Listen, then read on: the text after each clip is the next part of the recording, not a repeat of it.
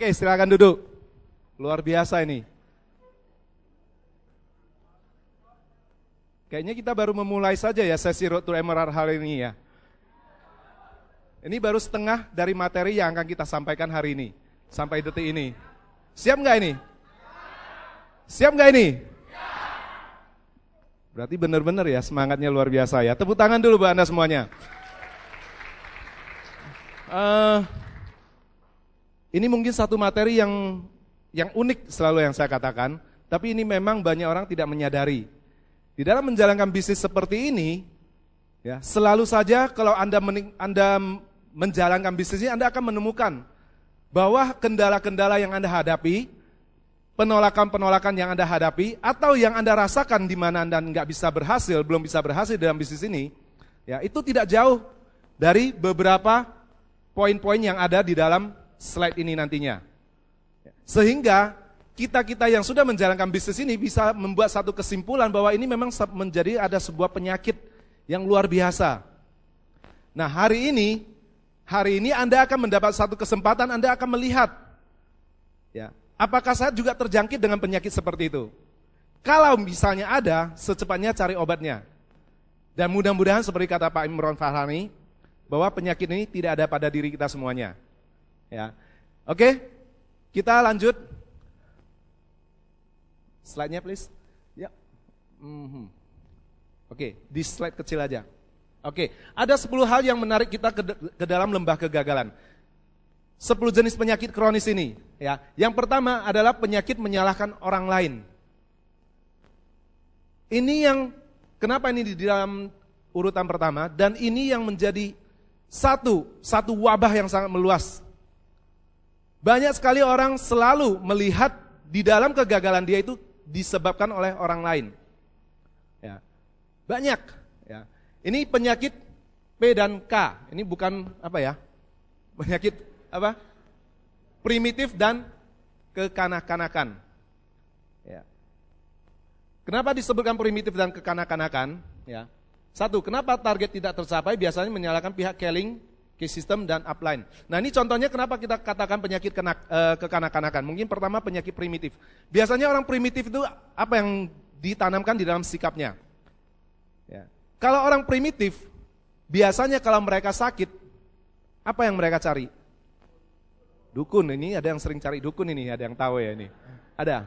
Ya. Dan biasanya apa yang katakan dukun itu? Pasti ada yang kirim dari jauh, ada roh jahat. Benar gak Bapak Ibu? Ya, mungkin ada jin yang, atau kita lewat ke dalam satu daerah yang ini, padahal kalau orang itu sakit berarti pola hidupnya tidak sehat. Tapi dia selalu menyalahkan ada satu pihak ketiga. Ya. Jadi kalau Anda menemukan orang lain, mudah-mudahan Anda tidak, yang selalu menyalahkan orang lain, berarti dia perlu dukun nantinya. Ya. Nah, yang kedua penyakit kekanak-kanakan.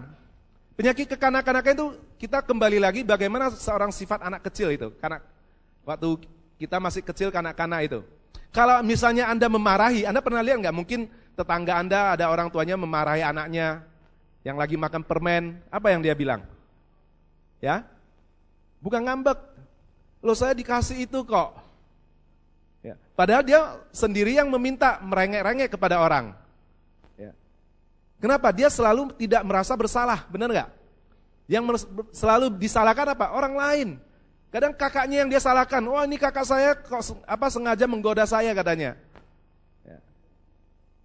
Jadi kalau Anda mulai menyalahkan orang lain, ingat, berarti Anda masih kanak-kanak nantinya. Ya. Dan di dalam bisnis ini biasanya kita banyak menjumpai orang-orang seperti itu. Ya. Begitu kita ketemu, waduh, yang paling sering disalahkan siapa? Upline. Wah, upline saya seperti ini sih. Upline saya orangnya nggak perhatikan saya. Upline saya nggak mau bantu. Sering nggak? Apakah Anda selalu merasa tidak dibantu upline? Siapa yang merasa tidak dibantu upline? Silakan, jangan sungkan-sungkan, jangan malu-malu. Hari ini kita sharing kok. Loh, ini nggak ada yang nggak dibantu ya? Waduh, Anda beruntung sekali nih. Tepuk tangan dulu dong buat upline Anda ini. Tapi ngomong-ngomong, ada nggak sih yang merasa tidak pernah dibantu upline? Silakan. Kalau Anda merasa tidak dibantu upline, Anda harus bersyukur. Kenapa? Sebab di dalam menjalankan bisnis seperti ini, yang selalu kita katakan, kalau Anda mau berhasil di dalam bisnis jaringan seperti ini, Anda harus membantu orang lain. Tidak pernah sekalipun saya mendengar orang berbicara bahwa kalau Anda mau sukses di dalam bisnis ini, Anda harus dibantu. Pernah nggak Anda dengar? Tidak kan? Lantas kenapa kalau nggak dibantu kita salahkan upline? Paham ya maksud saya ya? Banyak sekali orang di dalam kejadian yang dialami, dia merasa, wah kenapa saya nggak dibantu? Ya. Kalaupun Anda dibantu, belum tentu. Belum tentu. Selalu saya katakan, sebab sukses tidaknya di dalam menjalankan bisnis ini adalah kembali lagi ke pribadi kita masing-masing. Sebab upline juga manusia, bukan hanya DJ. Ya kan? Dan saya yakin Anda kalau punya grup yang banyak, gak mungkin Anda bisa membantu 24 jam setiap orang di dalam grup Anda. Sehingga kalau Anda tidak dibantu, mungkin itu hanya perasaan Anda gak akan tahu upline Anda bantu Anda seperti apa. Ya. Kalau Anda merasa tidak dibantu, Anda harus bersyukur. Karena Anda dianggap upline Anda itu Anda orang yang hebat, Anda dewasa, dan Anda pasti sukses dalam bisnis ini. Anda kalau menemukan seorang tua, apalagi pemuda yang sehat, kalau menyeberang Anda tuntun dia nggak? Anda bantu dia nggak? Yang Anda bantu siapa? Orang yang nggak mampu. Orang yang katakanlah maaf mungkin buta, ataupun mungkin sudah nenek-nenek atau anak kecil yang tidak mampu, baru Anda bantu. Jadi kalau Anda mampu, kenapa Anda harus selalu merengek-rengek minta dibantu?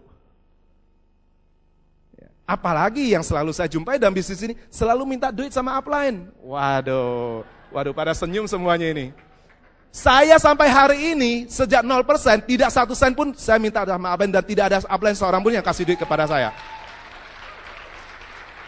Kalau Anda mau tahu, bahkan saya sempat jual mobil saya, tapi saya tidak menganjurkan Anda untuk melakukan hal itu. Itu tergantung komitmen Anda.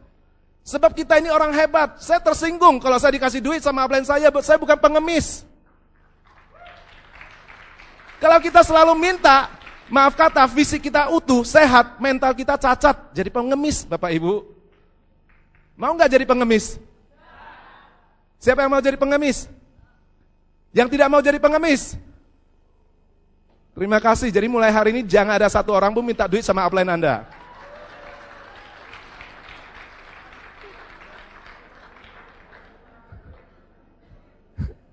Kenapa? Penyakit itu nanti jadi penyakit, percaya. Susah obatnya itu, mentalnya sudah rusak.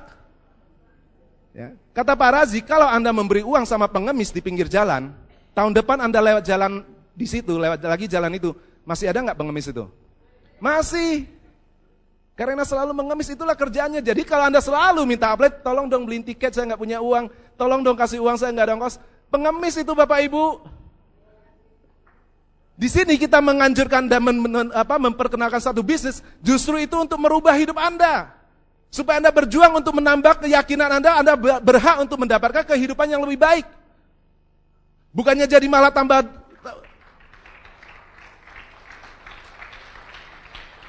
Yang saya lucunya banyak ketemu orang, ya, dia tadinya memang nggak punya uang Bapak Ibu, tapi dia melihat di sini dia bisa mendapatkan satu sumber untuk dapat uang. Akhirnya dia join adalah hanya untuk mengorek duit dari orang lain. Bukannya tambah baik kehidupannya, tambah rusak nantinya Bapak Ibu. Ya. Selalu kita katakan bahwa di dalam bisnis kita membangun manusia. Lewat bisnis kita membangun manusia, jangan memberikan ikan, tapi ajari cara memancing. Ajari dia, beri kailnya, beri pancingnya, dia bisa makan seumur hidupnya dia. Anda nggak usah pusing nantinya. Tapi kalau Anda beri ikan, Anda nggak mungkin memberi ikannya seumur hidup. Anda akan membina seorang parasit nanti di dalam hidup Anda. Ya. Jadi bisnis ini tidak tergantung oleh upline. Tetapi Anda harus konsultasi. Sebab upline itu pelatih Anda, ingat. Ya. Jadi maksud saya bukan Anda tidak butuh upline, bukan. Tapi Anda tidak tergantung sama upline Anda. Banyak sekali upline-nya nggak datang presentasi, udahlah saya nggak mau presentasi lah. Saya udah janjian upline saya nggak datang, kecewa hati saya ini, sakit hati saya katanya. Pulang tidur nangis dia. Ya. Nah ini bisnis upline Anda atau bisnis Anda? Kita sudah memberikan function, sudah memberikan meeting, bagaimana Anda presentasi, ada BOP, ada VCD-nya, ada kasusnya, belajar di situ. Kalau saya dulu selalu menunggu upline saya presentasi dari Tangerang ke Jogja, hari ini mungkin saya masih di pabrik itu, kerja lembu, bukan kerja lembur lagi Pak. Ya. Kerja lembu, kerja rodi, tapi hasilnya sedikit Bapak Ibu. Ya. Jadi bisnis ini tidak tergantung upline. Kalau upline kita kalau sudah kaya bagaimana? Jadi Anda juga ikut kaya? Tidak kan? Mungkin juga upline Anda begitu sponsori Anda dia pasif. Nah kalau ketemu sponsor yang pasif, so what gitu loh. Ya kan? Apakah dia yang membuat saya sukses, membuat saya kaya? Bukan, saya yang berjuang di dalam hidup saya ini. Ya kan? Jadi jangan sekali-sekali menyalahkan orang lain, terlalu kasihan Bapak Ibu. Kenapa hidup kita mau dikuasai oleh orang lain? Kenapa kita mau kesuksesan kita tergantung orang lain? Maaf kata kalau kita mau berbicara sedikit yang ke vertikal. Tuhan menciptakan kita semua itu sudah diberikan semuanya yang luar biasa, paling sempurna di antara semua ciptaannya. Kalau Anda merasa diri Anda itu tidak bisa dan selalu menyalahkan orang lain, maaf kata Anda sudah menghina yang menciptakan kita ini. Kita diberi tangan yang utuh kok. Yang paling penting kita diberi akal yang sehat, yang bisa berpikir, bisa mencari cara bagaimana mengatasi semua masalah itu. Dan ingat bahwa hidup kita selalu ada masalah. Tapi masalah itu bukan pada masalah itu, tapi bagaimana Anda melihat dan memecahkan masalah itu yang menjadi masalah buat Anda. Ya, kalau Anda tidak mau masalah, ada satu tempat selalu kita cerita, yang kita baca dari buku. Di mana itu Bapak Ibu? Di kuburan. Ya. Jadi di dalam menjalankan bisnis ini jangan punya satu konsep untuk menyalahkan orang lain, apalagi leader. Ya. Nanti kalau anak Anda tidak sekolah, tidak ada uang susu, apakah Anda salahkan orang lain? Wah, tetangga saya itu gara-gara tetangga saya ini anak saya terlantar. Sedih kehidupan seperti itu Bapak Ibu. Ya. Jadi jangan punya penyakit seperti ini. Pak Raji selalu cerita bahwa seorang leader itu melihat sesuatu masalah, sesuatu keadaan, itu bukan melalui jendela. Tetapi melalui apa Bapak Ibu? Melalui cermin. Dalam arti kata bukan kita lihat di mata orang lain, tapi lihat diri kita sendiri. Justru disitulah kita akan berkembang Bapak Ibu. Kalau kita selalu melihat orang lain, kita tidak akan bisa berkembang. Karena kita merasa, saya sudah benar kok, dia yang salah. Jadi kalau kita nggak ada salah, berapa kita berkembang, kita berubah? Tidak. Dan justru itulah menjadi penyakit yang paling mematikan buat kita semuanya Bapak Ibu. Ya. Jadi selalu berusaha untuk lebih baik dan lebih maju. Ada standar jangan diturunkan, jangan gara-gara orang lain kita tidak berhasil, itu kasihan hidup kita, benar Ibu. Ya. Jadi penyakit ini yang pertama, ya. Target kalau tidak tercapai biasanya menyalahkan pihak Keling. Waduh, downline bisnis saya nggak jalan gara-gara Keling terlambat kasih bonus. Loh kalau terlambat kasih bonus statement itu, so what gitu loh. Saya sejak pertama join masalah-masalah seperti itu sering terjadi Bapak Ibu. Tapi ternyata dengan masalah itu juga tetap menjadi seorang senior Crown Ambassador. Apalagi kalau nanti lancar. Anda pernah bayangkan nggak melihat dari satu sisi positif nggak? Dengan kondisi seperti ini saja, begitu banyak orang berhasil di dalam bisnis ini. Kalau kita gara-gara ini kita tidak berhasil, kasihan sekali Bapak Ibu, kasihan deh dulu katanya. Ya. Kita di dalam proses ini, di dalam satu proses, bagaimana kita membentuk pola pikir karakter kita. Ya. Selalu disalahkan, wah barangnya terlambat, inden. Anda bayangkan dari Jakarta sudah inden, bagaimana di Jogja? Pertama waktu saya membangun di Jogja itu tidak ada stokis Bapak Ibu. Datang orang sudah beli, kasih duit, nggak ada barang. Sudah kasih duit, begitu tunggu 1 minggu inden lagi, bagaimana Bapak Ibu Anda rasakan itu? Setelah itu yang paling konyol itu, ini upline gimana sih, waduh ini semua. Ya, sudah mulai menyalahkan orang lain. Itu bukan masalahnya, tapi masalahnya bagaimana Anda melihat masalah itu nantinya. Ya, itu sudah saya alami sejak awal. Ya. Jadi di dalam menjalankan bisnis ini, kalau kita muncul penyakit seperti itu, siap-siap carilah kuburan, sudah buat nama, siap-siap aja di situ. Ya, sebab penyakit kronis ini lama-lama akan jadi kanker dan akan menggerogoti, lama-lama Anda akan layu dan itu hilang dari peredaran. Ya. Jangan punya penyakit yang ini, oke?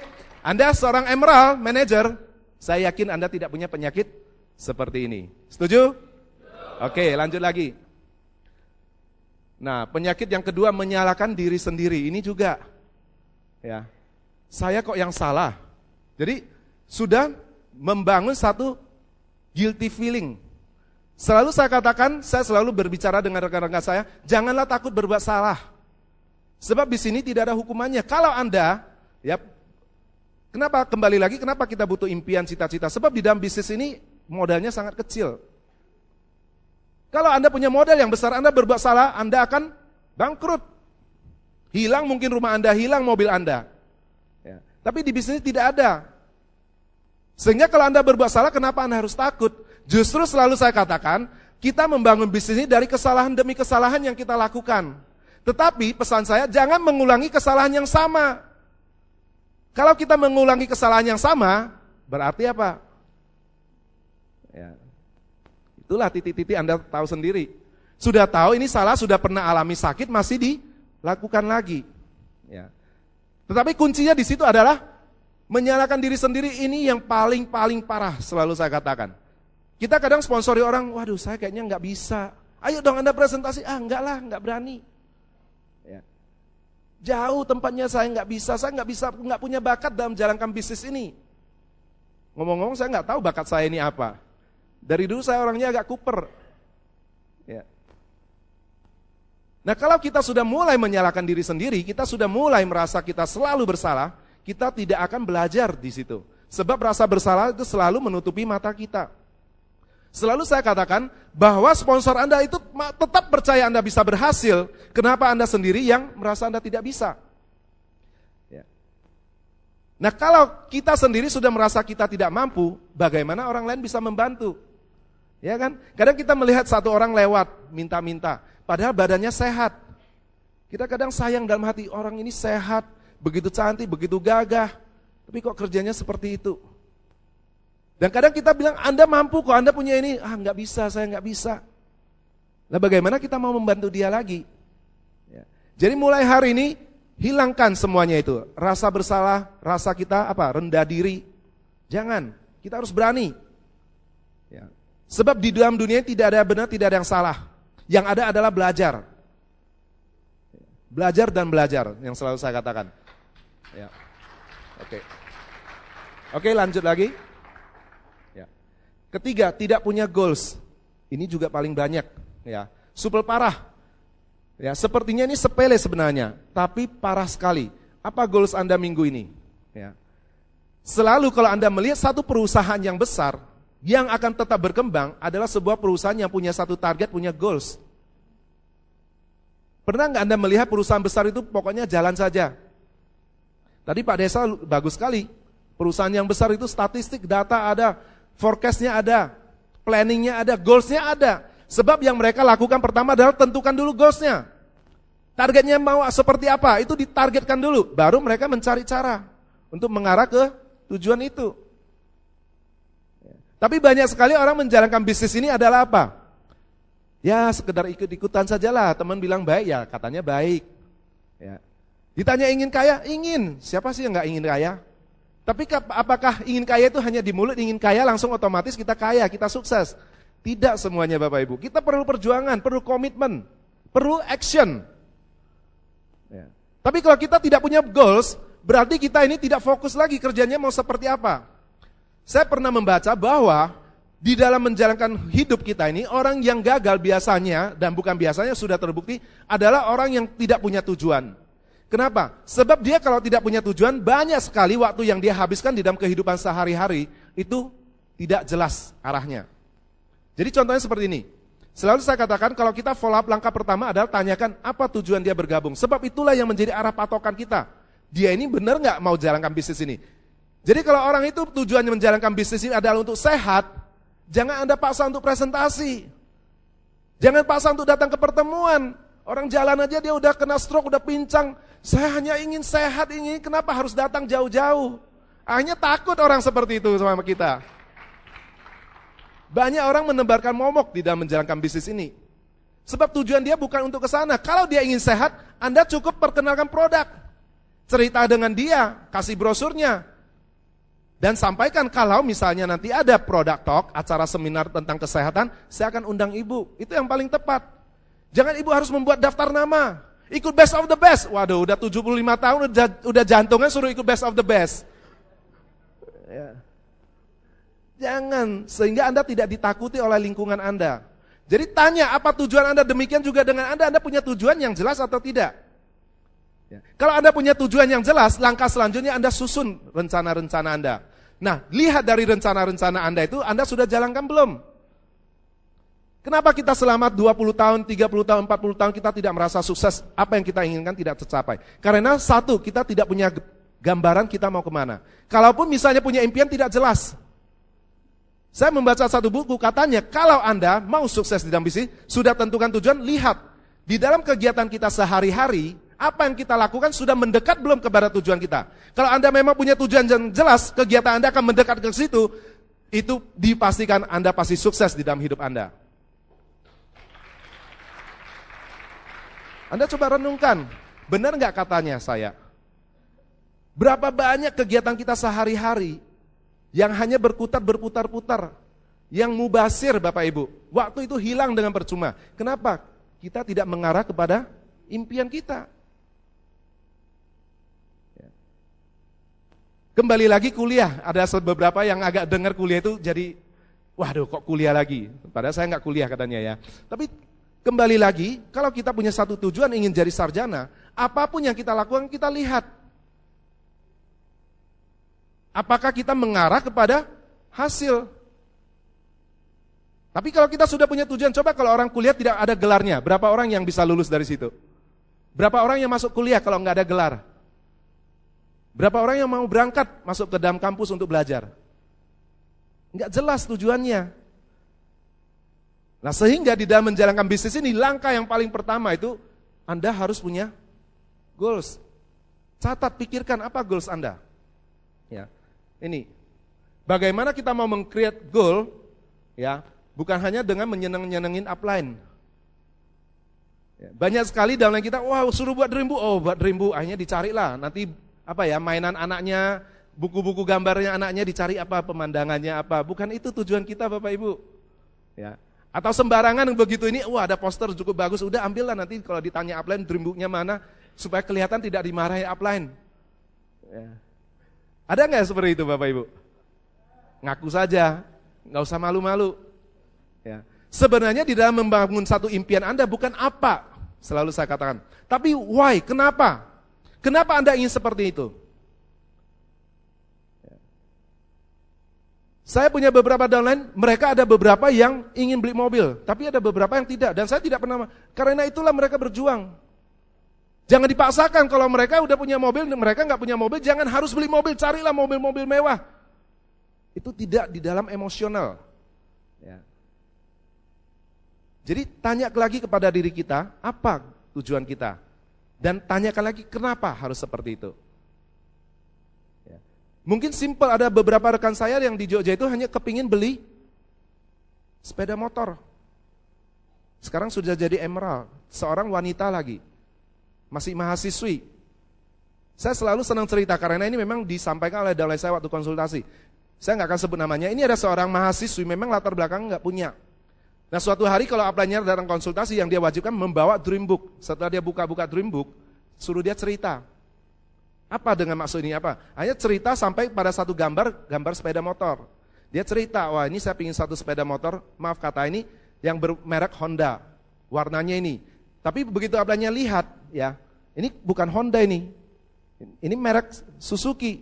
Kenapa Anda tempelkan ini? Waduh Pak, saya sulit mencari fotonya. Akhirnya upline-nya cerita, loh mau nggak kalau Anda punya pacar, karena sulit dapat foto, Anda ambil foto orang lain, masukkan ke dompet Anda. Jangan sekali-sekali toleransi dengan impian, dengan goals Anda. Ya, sebab itu ada satu nilai emosionalnya. Akhirnya apa kata upline-nya? Oke, kamu tunggu sebentar. Akhirnya mereka kebetulan habis itu makan siang, ajak dia jalan. Kemana Pak? Ikut saja. Diajak upline-nya kemana? Ke dealer motor. Dibawa ke dealer motor, di depan motor showroom motor Honda itu, berhenti, parkir. Begitu berhenti, seorang mahasiswa ini mau keluar. Begitu dia keluar, kebetulan yang dia lihat dipajangkan di dalam displaynya itu, motor itu, benar-benar persis apa yang dia inginkan, apa yang dia impikan. Dari warnanya, dari coraknya itu semua persis yang ada dalam impian dia. Dia langsung lemes, nangis dia gemetar di situ, nangis. Benar-benar nangis Bapak Ibu. Hanya oleh-olehnya udah tenang, diajak Mbak masuk. Coba Anda duduk di atasnya, diminta kunci sama dealer motor itu. Coba rasakan, dihidupkan starternya. Duduk di atasnya, rasakan suasananya. 3 bulan setelah itu motor itu parkir di depan kosnya dia, dan sekarang dia naik motor itu. Seorang mahasiswi, sekarang Emerald. The power of dream itu, kekuatan. Dan saya nggak bilang bahwa Anda harus punya satu impian yang muluk-muluk, wah harus punya mobil, punya kapal pesiar, punya pesawat. Tidak. Cari tahu kenapa, why. Apa impian Anda? Sehingga itulah membuat Anda termotivasi. Ya. Jangan tidak punya. Oke? Oke, lanjut. Itu penyakit yang ketiga. Keempat, punya goals tapi salah. Nah, ini juga ya, salah kenali istri atau pacar. Ya kan? Goals kita salah, maka fokusnya akan salah. Jadi ini konotasinya, konteksnya seperti cerita tadi. Hanya untuk menyenang-nyenangkan saja. Atau orang ditanya, Anda mau sukses nggak? Mau. Pingin punya rumah? Pingin. Ya. Ingin sekolahkan anak nggak? Ingin. Hanya ingin doang, benar. Suruh datang pertemuan, wah nanti dulu deh, lagi sibuk. Kenapa? Karena bukan goalsnya dia. Bukan sesuatu yang benar-benar dia rasakan secara emosional. Akhirnya itu bukan sesuatu yang menjadikan kita termotivasi. Ya. Fokusnya akan salah. Untuk ini Anda harus konsultasi. Apa terdekat yang Anda inginkan? Mungkin Anda hanya inginkan yang terdekat handphone. Itu goals Anda. Enggak apa-apa. Atau goals Anda di dalam struktur, biasanya dikasih challenge. Berapa goals Anda pada saat recognition besok, Anda membawa downline Anda yang datang. Kejar di situ. Kalau Anda punya satu goals, itu memudahkan Anda mencapai. Ya, kalau Anda naik gunung, biasanya apa yang dikatakan? Anda kalau lihat ke atas, aduh, kok jauh ya? Dan Anda biasanya bertanya apa? Kapan sampai ke base camp yang pertama? Benar nggak Bapak Ibu? Itu, jadi ada satu tahapannya, sehingga Anda benar-benar bisa terfokus di situ. Ya, oke, lanjut lagi. Penyakit kelima, mengambil jalan pintas atau shortcut. Ini banyak sekali dilakukan, banyak sekali. Dan saya yakin di antara Anda yang hadir tidak. Ya, bisa nggak Anda jalan pintas untuk manajer? Bisa nggak? Sudah tahu kan caranya kan? Jalan pintas untuk Emerald? Bisa enggak? Bisa, tapi yang Anda sandang itu hanya peringkat. Ya. Hanya peringkat. Akhirnya apa? Semu dan mati. Sebab tidak ada jalan pintas untuk sukses, tidak ada. Semuanya melalui satu proses. Semuanya melalui proses.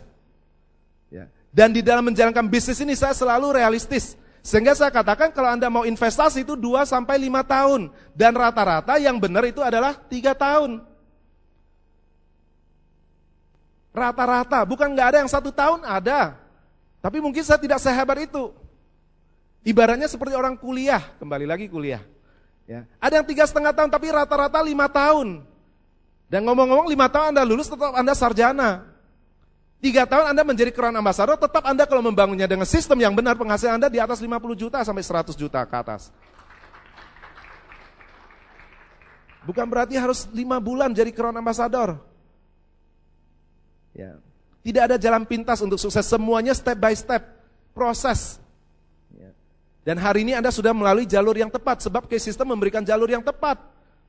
Untuk itu diadakanlah acara Road to Emerald, supaya Anda menginjak kaki Anda ke tahap pertama menjadi Emerald. Sehingga hari ini saya menyuruh Anda itu semua Emerald Manager. Jadi mudah-mudahan selepas dari ini tidak ada lagi yang menyandang peringkat sebagai seorang Senior Sapphire Manager. Ya, sebab Sapphire Manager tidak ada seniornya, yang ada itu Crown Ambassador baru ada senior. Jadi kalau yang sudah merasa senior di Sapphire Manager, cepat-cepat perbaharui goals Anda. Ya, dan saya lihat tadi tidak ada vital sign ya untuk menjadi seorang senior Sapphire Manager ya. Ya.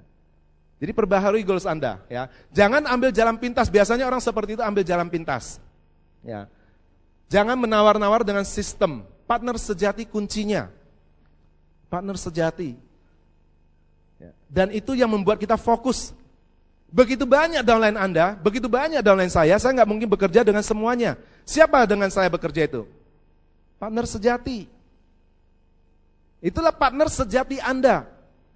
Ya, jadi kalau Anda join, menjalankan satu usaha, orang yang serius di dalam partner Anda, itulah partner sejati. Itu yang Anda kerjasama, jangan bekerja sama dengan orang yang hanya asal-asalan. Ya mau berhasil ya iya, kalau ditanya ya mau berhasil tapi disuruh lakukan enggak.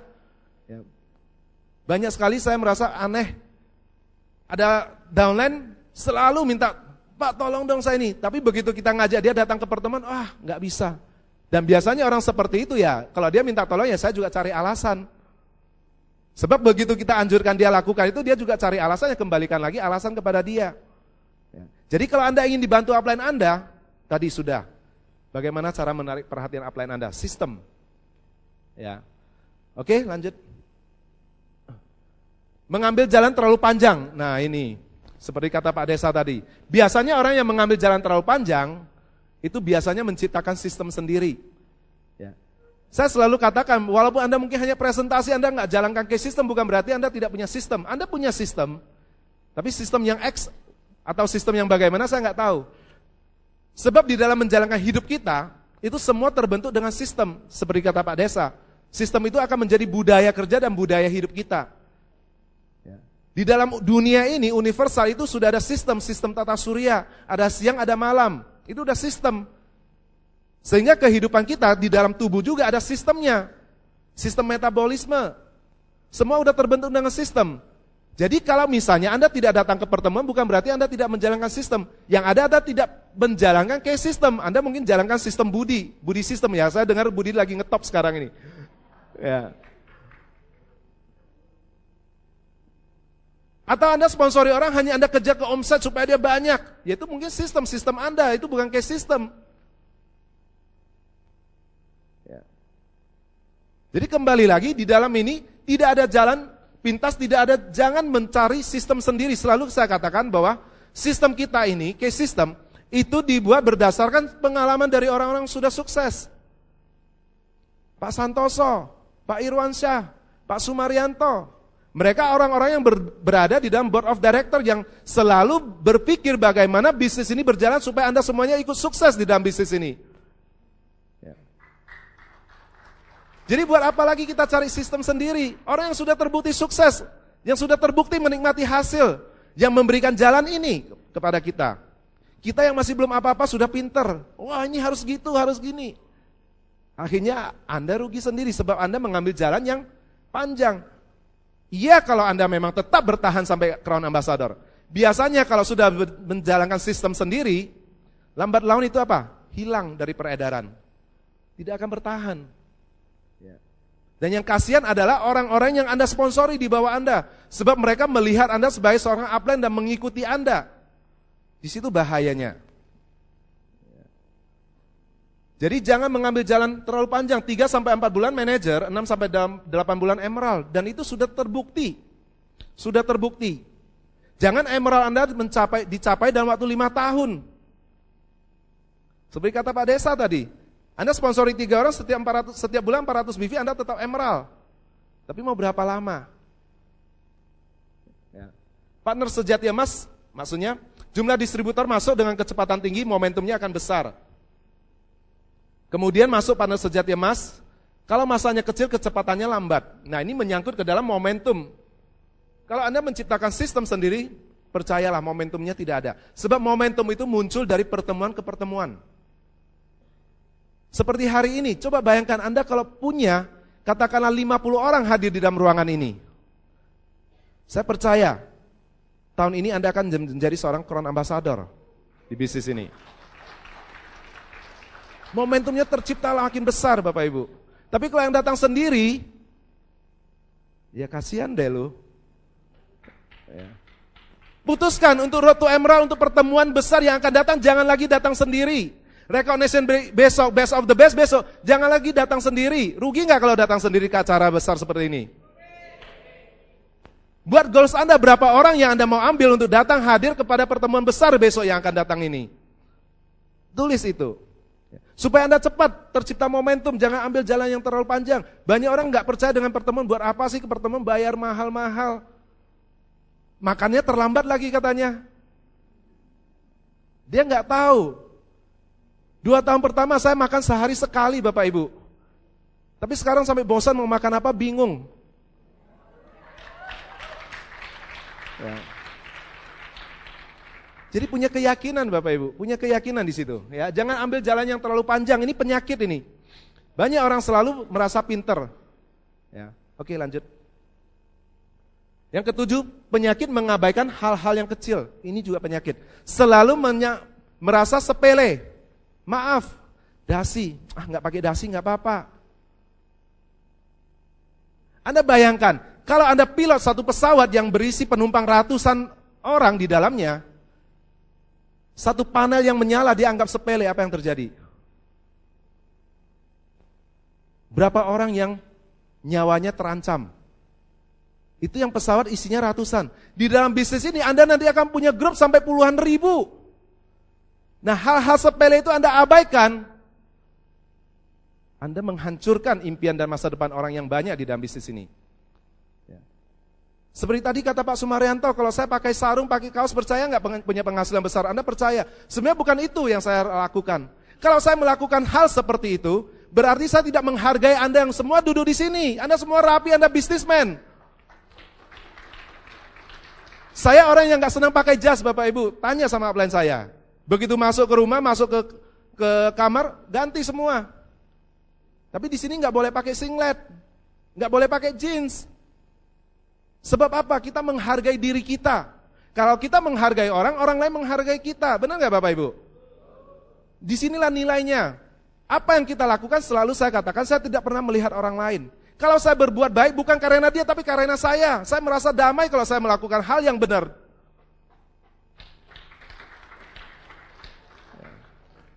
Jalankan bisnis pertama itu diri kita lah kita lihat. Ya. Lakukan hal yang benar. Ya. Jangan mengabaikan hal-hal kecil. Jangan mengabaikan hal-hal kecil. Mungkin dari pakaian case system, dari catatan. Sebab di dalam bisnis ini selain Anda dilihat orang, ingat bahayanya duplikasi. Ya, saya punya satu kisah yang benar-benar terjadi di dalam saya, bukan hal yang sangat fatal, tapi itu membuat saya benar-benar lebih hati-hati di dalam menjalankan bisnis ini. Ya. Itu hanya masalah sepele, bukan masalah yang besar, bukan. Hanya waktu itu dia memberi satu buku notes kecil, agenda, yang bisa masuk ke saku. Nah waktu itu dia catat, begitu dia keluarkan ketemu downline, dia catat pakai notes itu, downline-nya pada bingung. Pak apa sih itu unik? Oh ini hanya agenda kecil isi-isi. Downline beli di mana nih Pak? Beli di toko buku itu ada banyak. Dan dia nggak bilang apa-apa. Begitu dia keluar kota 1 minggu balik, itu downline-nya hampir 60 orang semua pegang buku notes yang kecil itu Bapak Ibu. Nah, bayangkan, hanya masalah kecil seperti itu. Apalagi kalau Anda tidak pakai case system. Mungkin Anda bisa sponsori orang karena Anda pintar ngomong. Tapi bayangkan kalau Anda sponsori orang yang baru belajar menjalankan bisnis ini. Lihat Anda pakai kaos, pakai jeans, dia juga, upline saya juga pakai gini, bisa jalan kok. Itu yang paling ditakuti. Akhirnya dia pakai kaos, pakai jeans, dia bisa nggak sponsori orang? Nggak bisa Bapak Ibu. Ingat bahayanya di situ. Bukan buat diri kita, buat mereka juga. Ya. Jadi jangan sekali-sekali Anda mengabaikan hal-hal yang kecil. Kelihatannya tidak berbahaya, contohnya tidak mempunyai dream book. Ya. Ayo buat dream book. Ngomong-ngomong, ya, supaya nggak ketahuan. Sesuatu yang Anda lakukan di dalam bisnis ini, itu ketahuan Bapak Ibu. Bukan hanya apa yang Anda omongkan. Sebab mereka juga orang pintar. Benar nggak Bapak Ibu? Anda orang-orang pintar. Anda bukan orang-orang bodoh. Demikian juga downline-downline Anda. Jadi bisnis ini bukan bisnis tipu-tipuan. Ya. Dan lebih bagus, lebih efektif mana? Kalau kita mau menyuruh orang melakukan sesuatu yang kita inginkan, itu dengan ucapan atau dengan perbuatan atau tindakan? Anda sudah tahu jawabannya. Jadi jangan selalu menyuruh orang hanya dengan ucapan, tindakan kita. Ya. Yang kedua, tidak membuat daftar nama yang panjang. Ya. Hal sepele memang Bapak Ibu, tapi disitulah fatal nantinya. Ya. Tidak memakai produk Keling, tidak pernah on time hadir di pertemuan. Nah ini yang selalu saya sangat-sangat marah. Mudah-mudahan. Ya. Kenapa? Kalau Anda tidak on time, bagaimana Anda diharapkan menjadi seorang leader? Anda bayangkan, saya katakan kalau di Jogja saya adakan satu pertemuan, toleransi yang saya berikan paling lama 15 menit, itu sudah cukup. Walaupun datang dua orang saya lanjutkan acaranya. Kenapa? Supaya proses pembelajaran ke depan. Kalau Anda toleransi, Anda tunggu ada 20 orang yang terlambat, 20 orang itu belum tentu mereka serius. Kalau mereka serius, mereka nggak akan terlambat Bapak Ibu. Hanya gara-gara 20 orang yang Anda lihat, wah itu besar, itu mereka bisa berhasil. Anda sudah mengorbankan 2 orang yang serius dengan hidupnya mereka. Ya. Anda sudah membunuh impian mereka. Dan kalaupun mereka join, minggu depan kalau ada pertemuan seperti ini lagi, mereka on time nggak? Nggak akan on time lagi. Saya datang awal pun pasti terlambat kok. Nah, Anda bayangkan, kalau Anda punya downline, maaf kata seperti Pak Desa, yang punya kerjaan yang sibuk, waduh, makanya katanya bisnisnya banyak menyita waktu. Kenapa? Pertemuan jam 8, jam 7, mulainya jam 9, akhirnya pulangnya jam 3 malam. Akhirnya apa yang terjadi? Aduh Pak, jangan deh ikut Keling. Pulang berantem terus sama istri. Ini habis dari mana? Katanya. Sebab tidak profesional. Tapi kalau Anda on time selesai. Jadi sehingga downline Anda, kalau misalnya kita BOP misalnya jam 7 mulai, jam 9 itu selesai. Sehingga jam 10 dia pulang, gak akan ada apa-apa sebab dia minta izin jam 10. Atau Anda membuat grup meeting jam 2 sore. Selesainya jam 4. Sehingga dia punya waktu untuk presentasi jam 5 atau jam 6. Sebab dia lihat, wah kita pertemuan grup meeting jam 2. Wah jam 2 paling lama 2 jam kok, upline saya udah cerita 2 jam. Akhirnya dia tetap ada presentasi, dia mundur sampai jam 6. Begitu datang, jam setengah 2 dia sudah datang, nunggu terus upline-nya, apalagi leadernya, upline-nya. Nunggu sampai jam 4 baru mulai, jam 5 baru mulai. Bagaimana kita mau memimpin orang untuk mendapatkan impian mereka kalau seperti itu? Ingat, Anda itu leader, Anda itu seorang emerald manager dalam bisnis ini. Jangan memulai bisnis dengan cara yang salah. Itu. Tidak melayani pelanggan. Nah ini biasanya orang merasa bahwa 400 BV itu sulit. Tapi hari ini saya nggak akan membahas ini. Bukan karena nggak bisa, tapi ini akan panjang. Sebab di dalam bisnis Anda harus punya keyakinan. Ya. Tidak menjalin hubungan yang baik dengan upline, melakukan konsultasi rutin setiap bulan. Ini hal sepele, Anda nggak datang pun, apalagi kalau upline Anda sudah berhasil punya bisnis yang besar, Anda nggak datang juga nggak dia pusing. Ya. Tapi ingat, masa depan kita sendiri yang terlambat nantinya Bapak Ibu. Ya. Jadi mudah-mudahan penyakit ini juga tidak ada pada Anda. Kalau ada secepatnya Anda perbaiki. Ya. Hal yang sepele. Oke lanjut. Penyakit berhenti terlalu cepat, ini juga. Ya, ini banyak yang selalu dikatakan di dalam bisnis tidak ada yang gagal, yang ada adalah orang yang berhenti. Sehingga kalau dia berhenti, dia sudah tidak mendapatkan apa-apa lagi di dalam hidupnya ini. Ya. Jangan berhenti dalam masa percobaan. Kenapa di kantor masa percobaannya 3 bulan? Ya. Karena di dalam 3 bulan itulah terbentuk kebiasaan Anda. Sebenarnya sukses itu adalah masalah kebiasaan kok. Selalu dibilang. Jadi bangunlah kebiasaan-kebiasaan baru untuk sukses. Sebab selama ini kebiasaan-kebiasaan kita itu sudah terbukti tidak membawa kita ke dalam kesuksesan. Sehingga jangan dipiara lagi kebiasaan lama ini. Ya. 3 bulan, bukan 3 tahun. Kenapa setiap program, misalnya partner sejati, kenapa 3 bulan berturut-turut? Supaya akan membentuk satu kebiasaan nantinya. Ya. Sehingga Anda tidak berhenti. Sehingga saya katakan kalau Anda jalankan bisnisnya buat Anda target, jangan berhenti sebelum target Anda tercapai. Anda percaya bahwa seorang Crown Ambassador penghasilan 50 juta ke atas? Anda percaya? Jangan percaya, buktikan dalam hidup Anda itu. Baru Anda boleh percaya. Buktikan dulu. Jadilah seorang Crown Ambassador, baru nanti datang kepada saya. Pak, saya percaya Pak. Ya. Buktikan. Ya. Bukan mengawali dengan salah yang membuat orang gagal. Ya. Jadi kalau Anda mengawali sesuatu dengan salah itu bukan gagal. Ya. Tetapi berhenti di tempat yang salah lah yang membuat orang gagal. Ya. Sebab apa? Latar belakang kita sudah tidak bisa dirubah.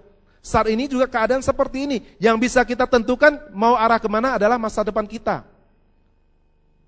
Pastikan mau kemana kita melangkah itu. Selalu saya katakan, saya kerja mati-matian. Sebab apa? Target saya untuk menjadi seorang Crown Ambassador. Begitu mencapai peringkat Crown Ambassador, saya mau pensiun dulu Bapak Ibu. Untuk itu makanya saya kerja keras.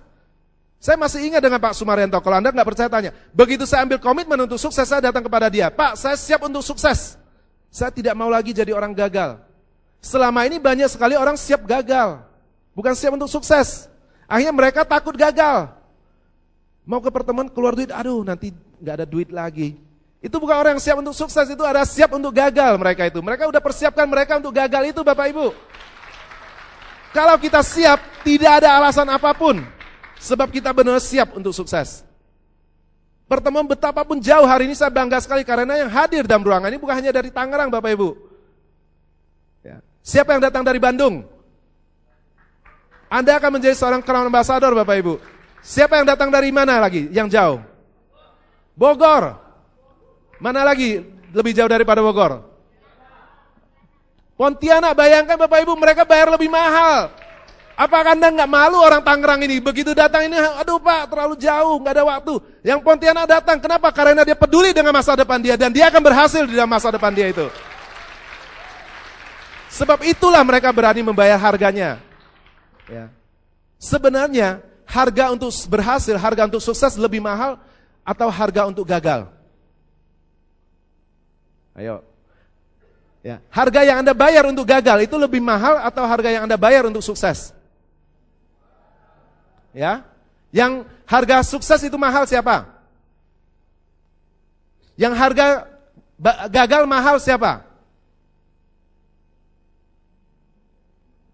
Lah Anda sudah tahu harganya mahal, kenapa Anda mau bayar untuk gagal?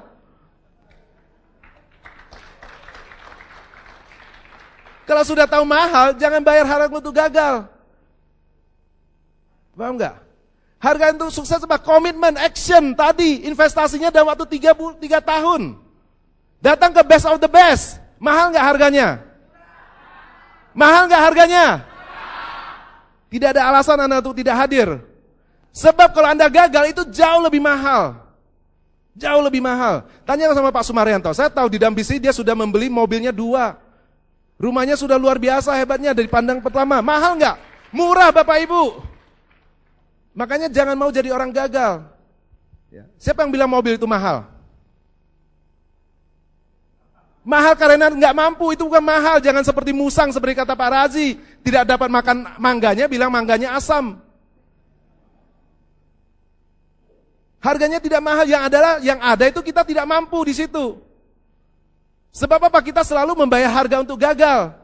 Dan kita tidak mau membayar harga untuk sukses. Hanya 3 tahun kalau Anda serius kerja, itu yang Anda bayar.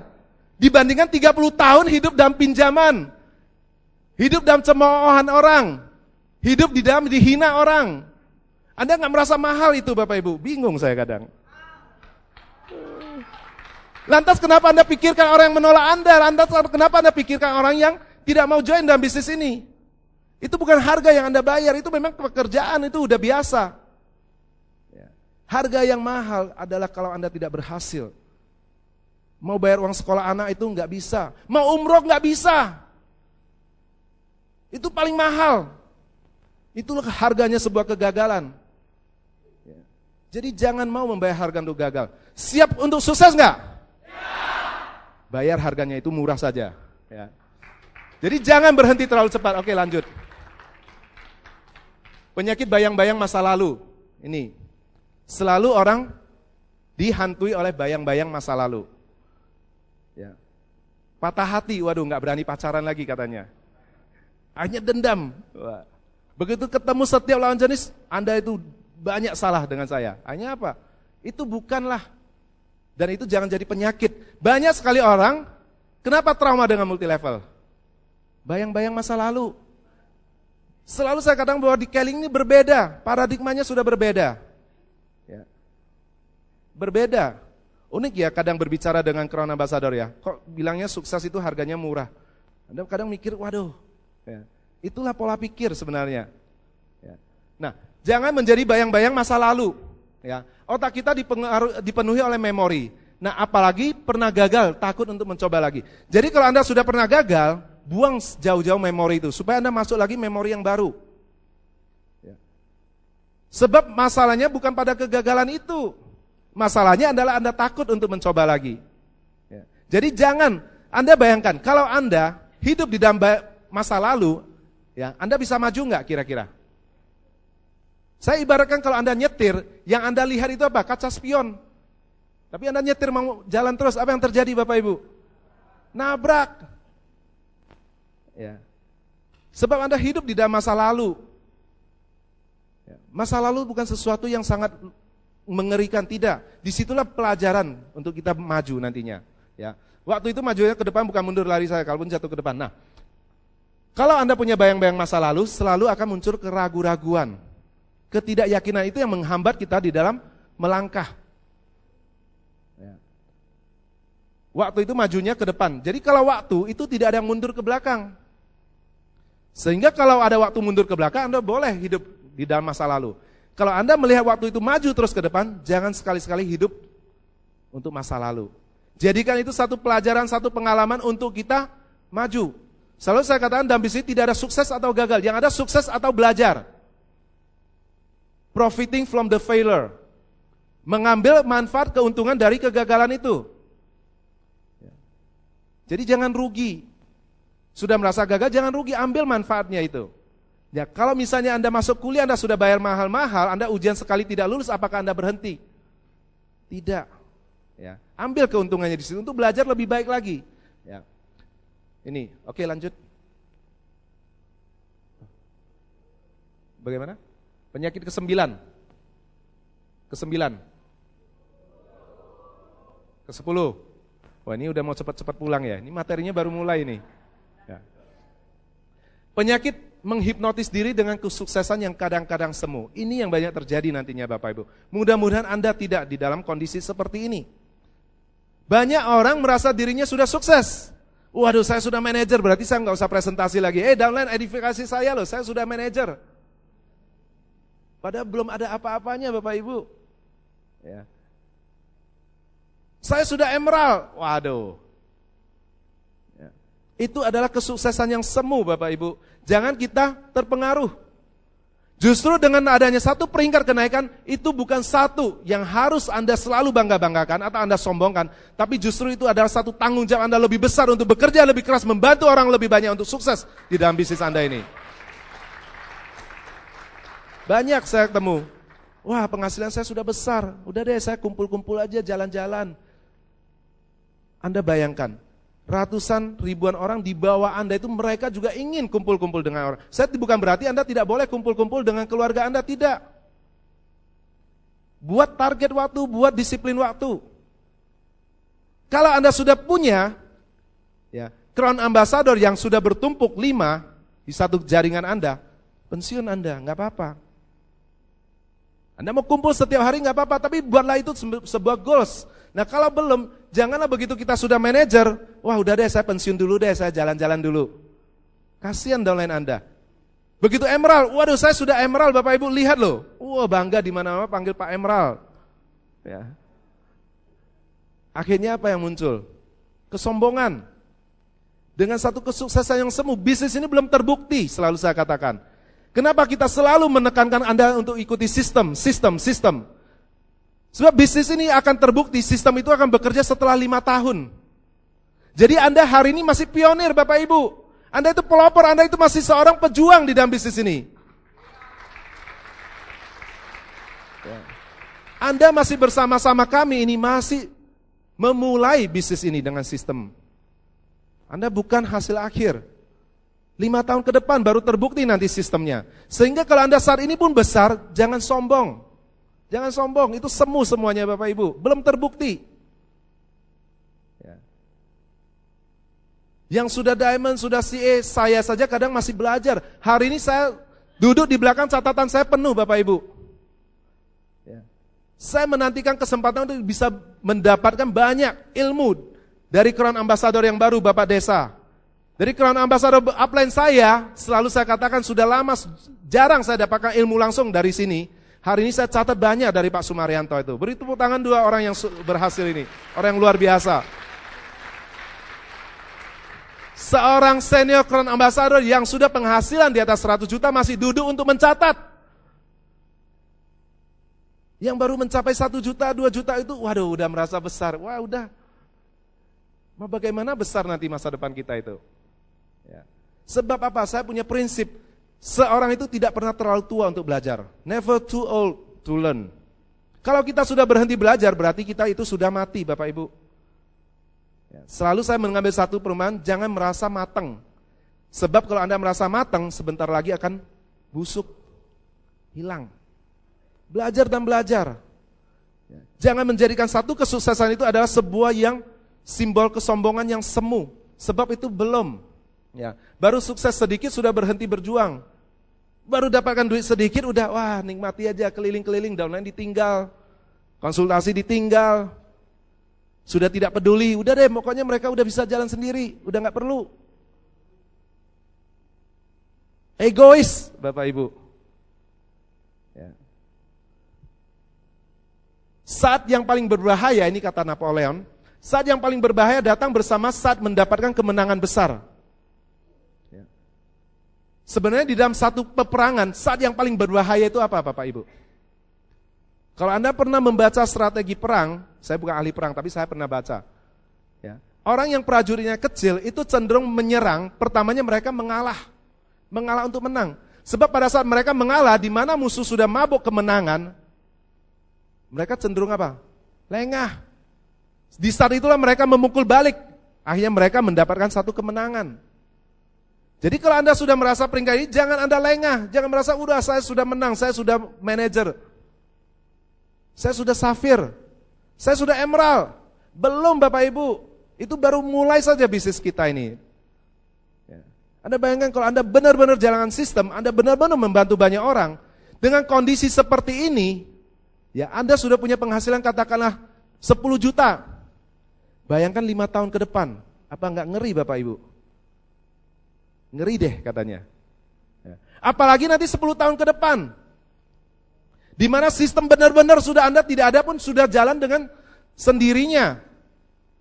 Sudah menciptakan banyak sekali pemimpin-pemimpin yang positif yang baru. Saat itu Anda di atas pun, Anda tidur pun tersenyum.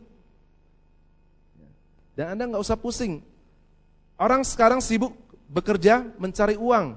Anda nanti akan sibuk bekerja bagaimana membelanjakan uang Anda.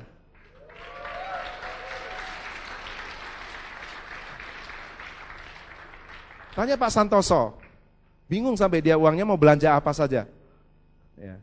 Itu baru masih belum apa-apa Bapak Ibu. Bisnis ini masih belum apa-apa. Ya.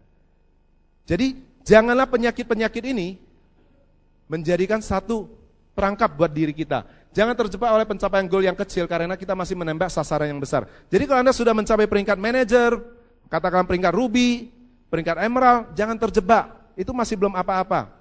Anda masih punya satu pencapaian yang lebih tinggi di atasnya itu. Yang paling bahaya adalah men-stop momentum. Jika P-nya 0, momentum itu tadi perkaliannya akhirnya akan jadi 0. Nah kalau Anda menjalankan bisnis ini, Anda jangan lihat kemana-mana. Fokus. Fokus hari ini Anda sudah mendapat banyak. Ya. Ini yang luar biasa, SCA Santoso. Diamond adalah baru step pertama. Anda pernah hadiri waktu recognition itu?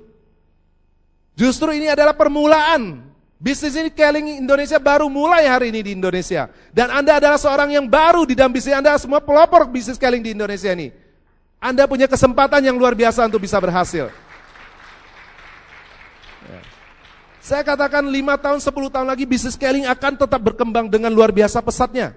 Nah tergantung Anda percaya atau tidak. Saya katakan saya nggak perlu percaya, yang penting saya harus percaya saya bisa berhasil di dalam hidup saya dengan Keling Indonesia ini. Itu yang saya lakukan. Saya nggak pernah melihat apa-apa. Ya. Sebab bisnis ini sesuatu yang luar biasa Bapak Ibu. Ya, sesuatu yang luar biasa. Nah penyakit-penyakit tadi itu yang umumnya. Saya nggak tahu, Anda coba mencerminkan diri Anda lagi. Anda lihat. Apakah selama ini sudah kena Apakah selama ini sudah tertular dengan virus-virus penyakit tadi? Ya, kita harus jujur dengan diri kita. Kalau merasa sudah, malam hari ini, mudah-mudahan dengan Road to Emerald, semua penyakit Anda itu disembuhkan dengan Road to Emerald malam hari ini. Dan Anda akan hidup sehat dan sukses dengan bisnis Scaling Indonesia. Ya. Tidak ada yang tidak bisa. Ya. Hari ini Anda sudah mendapat materi, jujur saya katakan, bukan hanya untuk sampai Emerald. Sampai untuk menjadi seorang senior Crown Ambassador di depan mata Anda semuanya. Anda kalau datang tanya kepada saya, apa rahasianya? Tidak ada rahasia dalam bisnis ini. Yang ada adalah kerja keras, percaya, yakin, belajar dan belajar dan belajar. Tidak ada kata berhenti untuk belajar. Ya. Jangan pernah menyerah dalam hidup Anda. Saya katakan dengan downline saya, kalaupun Anda kalau bertinju, maaf kata Anda, kalau saya, seorang petinju di atas ring tinju, sudah dipukul sama lawan itu sudah bengkak, sudah bonyok, sudah berdarah semuanya. Mungkin saya sudah jatuh di atas kanvas, mungkin kakinya sudah menginjak muka saya. Tapi selama hati saya masih katakan, saya belum pernah kalah, saya masih belum kalah, saya pasti akan menang di dalam hidup saya ini. Tidak ada yang bisa mengalahkan Anda, yang bisa itu hanya Anda sendiri. Jangan Anda menjadi musuh buat diri Anda semuanya. Keyakinan. Tidak ada kata kalah. Jangan pernah ada satu kata negatif pun dalam hidup Anda.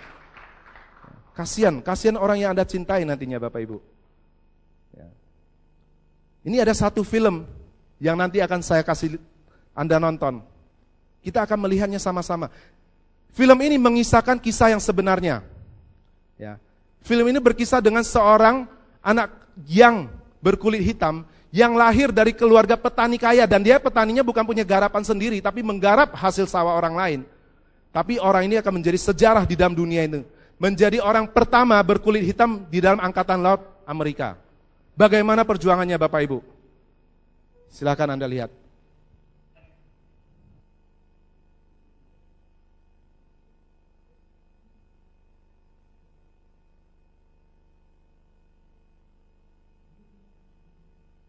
I'm sorry some things put here to get you to thick fucking skull that some things do not change. I deserve to pass. Since when does deserve mean anything? They ain't gonna have come back. Because no matter what you do in your eyes, you'll never be as good as them.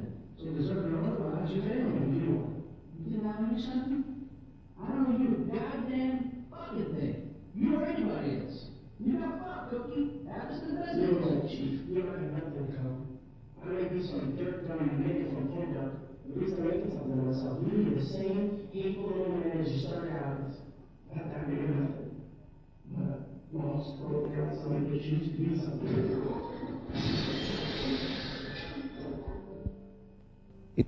Itu adalah radio peninggalan warisan dari bapaknya yang satu-satunya harta yang dia sayangi.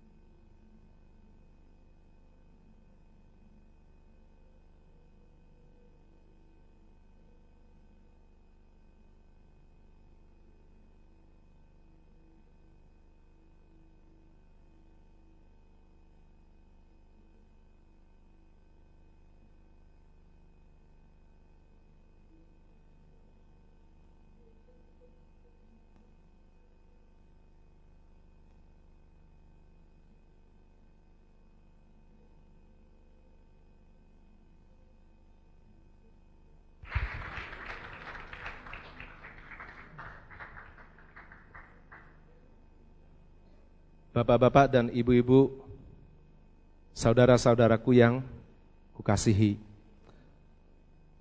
Sebenarnya kita di dalam menjalankan bisnis scaling ini, itu mungkin tidak jauh berbeda dengan penyelam negro ini. Mungkin di lingkungan Anda, banyak yang mengharapkan Anda gagal, banyak yang menentang Anda. Mungkin keluarga Anda juga, mungkin sahabat-sahabat Anda, yang selalu menahan Anda untuk sukses, untuk berhasil. Dan mungkin teman-teman Anda selalu mencemooh Anda, yang selalu bilang Anda sia-sia jalankan bisnis ini. Yang selalu merasa bahwa Anda itu tidak mampu.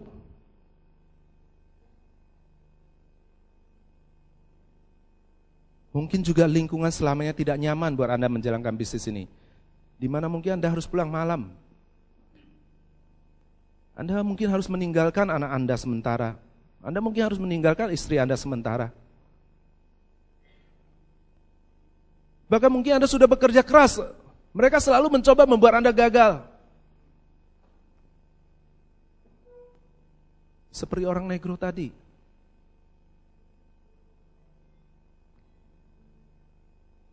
Tapi dia selalu ingat. Orang tuanya selalu pesan, be the best, jadilah yang terbaik. Jadilah yang terbaik buat orang yang Anda cintai. Janganlah menjadi cengeng, jangan menjadi lemah. Walaupun lingkungan selalu menghalangi kita. Walaupun situasi selalu membuat Anda merasa tidak bisa berhasil. Mungkin Anda sudah presentasi berkali-kali. Anda sudah follow up berkali-kali. Anda sudah mencoba melakukan yang terbaik.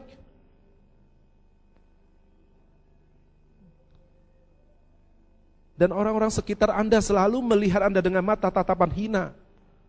Meremehkan Anda. Mungkin setiap hari mereka melihat Anda pulang malam, mereka bersorak. Orang bodoh. Mungkin juga anak Anda dan istri Anda selalu berdoa buat Anda. Mungkin kadang orang terdekat Anda tidak memahami Anda. Tapi jadilah yang terbaik di dalam hidup Anda. Jadilah yang terbaik di dalam hidup Anda.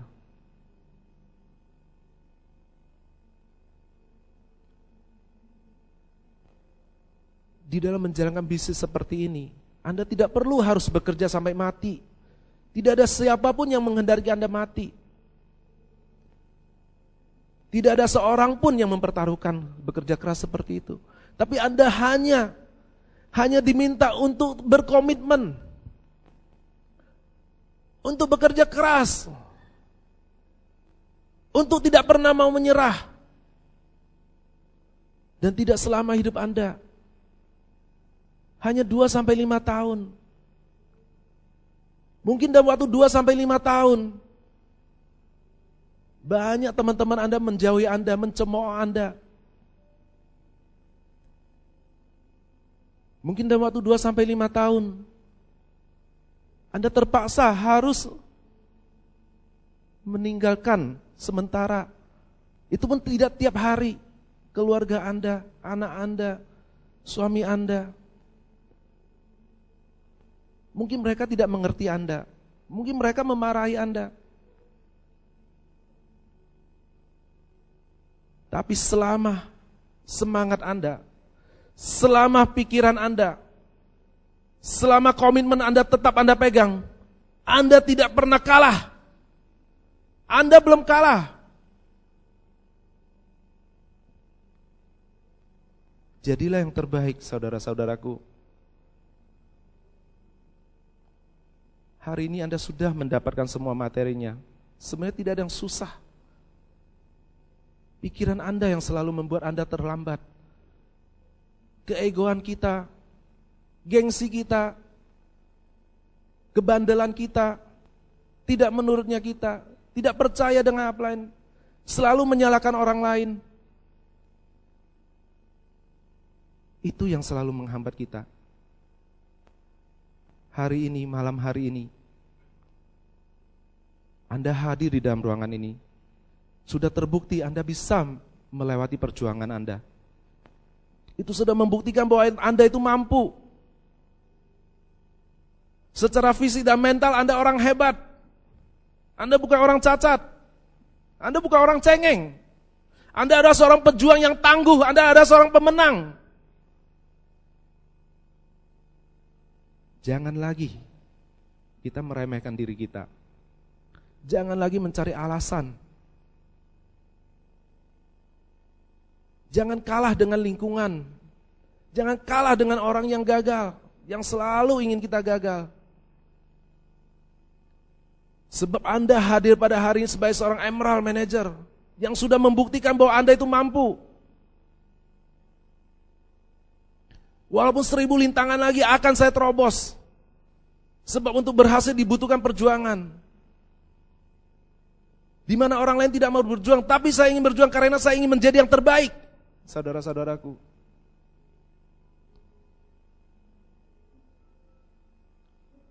Jangan lagi kita memandang remeh dengan diri kita. Tidak ada jalan pintas untuk sukses. Berjuang. Mungkin seluruh dunia akan menertawakan Anda. Mungkin seluruh dunia akan mencemooh Anda. Tapi yang mereka cemooh adalah Anda yang gagal ini. Buktikan sama mereka bahwa Anda tidak pernah kalah.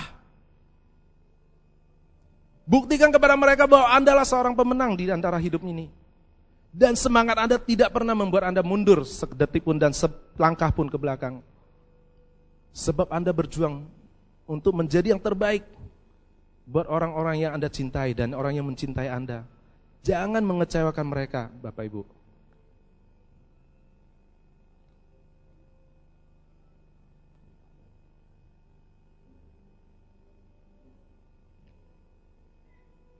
Hari ini saya berbicara bukan hanya di depan Emerald Manager. Hari ini Anda yang sudah melihat gambaran Anda adalah seorang Crown Ambassador, Anda saya minta berdiri, buktikan kepada mereka. Sebab Anda adalah seorang pemenang, saudaraku.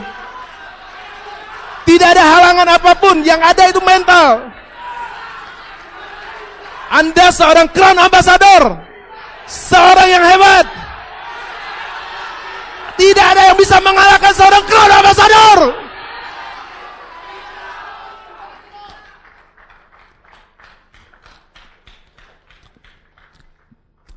Terima kasih.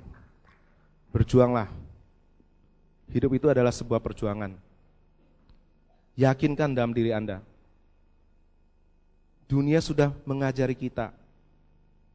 Sudah membuat kita belajar banyak hal. Kemenangan itu direbut, bukan ditunggu. Kemenangan itu direbut, bukan ditunggu dan diharapkan, tapi diperjuangkan, saudara-saudaraku. Keputusan Anda itu Anda hargai. Tindak lanjuti dengan perbuatan Anda. Pastikan pada recognition day yang akan datang, minimal Anda semuanya sudah pastikan menjadi seorang Emerald Manager.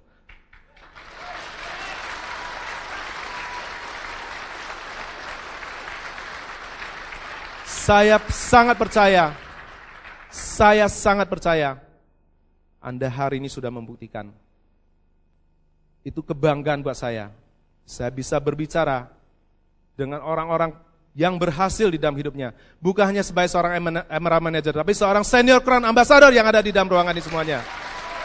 Get disiplin, kerja keras, fokus, jangan pernah berpaling, jangan pernah menyerah. Jadilah seorang Senior Crown Ambassador. Selamat malam, sampai jumpa.